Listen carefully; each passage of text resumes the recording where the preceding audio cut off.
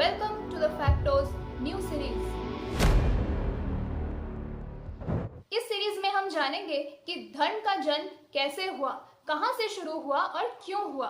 तो चलिए शुरू करते हैं।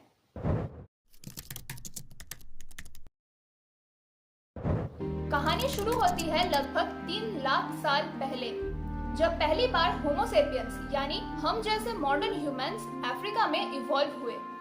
तब सर्वाइवल ही सब कुछ था, खाना, शेल्टर और जानवरों से बचना।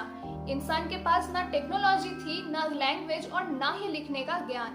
नेचर उनके लिए एक अजीब और भयंकर ताकत थी। बारिश, तूफान और जमीन का कांपना, ये सब कुछ उनके कंट्रोल के बाहर था। जब इंसान को कुछ समझ नहीं आता है तो वो उसे डिवाइन मानने लगता है। जब बिजली गिरती थी तो उनका दिल कांप जाता था। आसमान की तरफ देखते हुए वो सोचते थे क्या कोई नाराज है, और जब बारिश होती थी तो सोचते थे कि शायद कोई खुश है।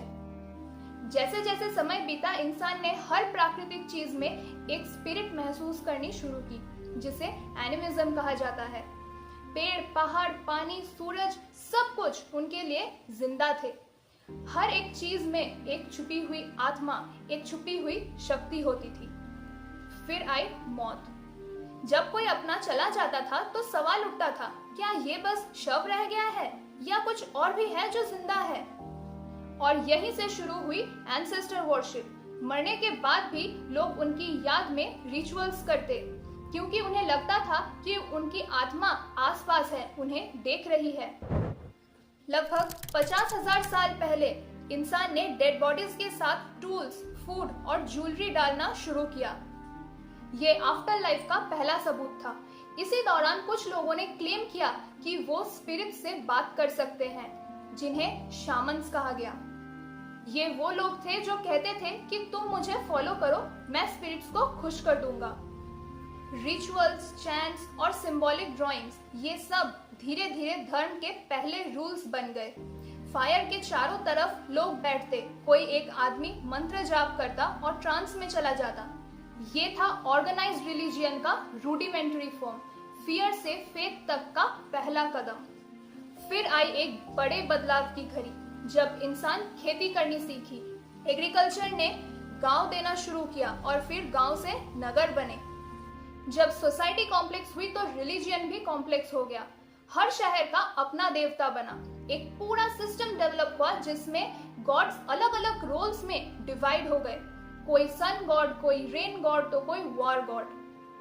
सुमेर यानी मेसोपोटामिया, इजिप्ट और इंडस वैली जैसे सिविलाइजेशंस में बड़े बड़े टेम्पल्स बने, जिगुरैट्स, पिरामिड्स और फायर ऑल्टार्स।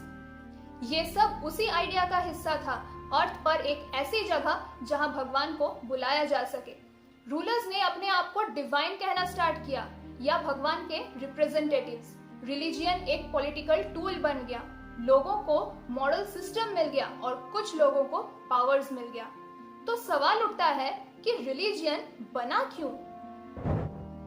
क्योंकि इंसान नेचर से डरता था, मौत को समझना चाहता था, समाज में यूनिटी चाहता था, गलत और सही में फर्क समझना चाहते थे, और कुछ लोग उस सिस्टम का यूज करके दूसरों को कंट्रोल करना चाहते थे। रिलीजियन एक सर्वाइवल टूल था जो धीरे धीरे एक बिलीफ सिस्टम बन गया, फिर एक लॉ सिस्टम और फिर एक पावर सिस्टम। लेकिन कहानी यही खत्म नहीं होती।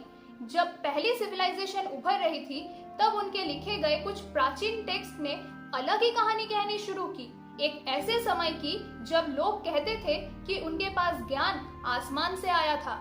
उन्होंने बताया कि कुछ ऐसे मेहमान थे जो जमीन पर आए और उनके आने के बाद ही सब कुछ बदल गया। इतना प्राचीन, इतना अजीब कि आज भी स्कॉलर्स कंफ्यूज हैं कि क्या ये सब सच था या फिर सिर्फ एक इमेजिनेशन। क्या ये लोग भगवान थे या कोई और?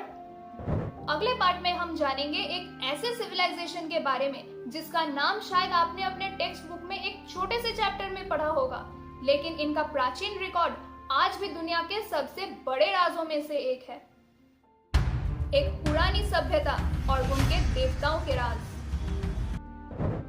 आपको क्या लगता है, इंसान ने रिलीजियन क्यों बनाया? कमेंट्स में बताओ, और याद रखो, सच ढूंढने से पहले पूरी कहानी समझनी पड़ती है। तो मिलते हैं अगले पार्ट में, तब तक के लिए गुड बाय।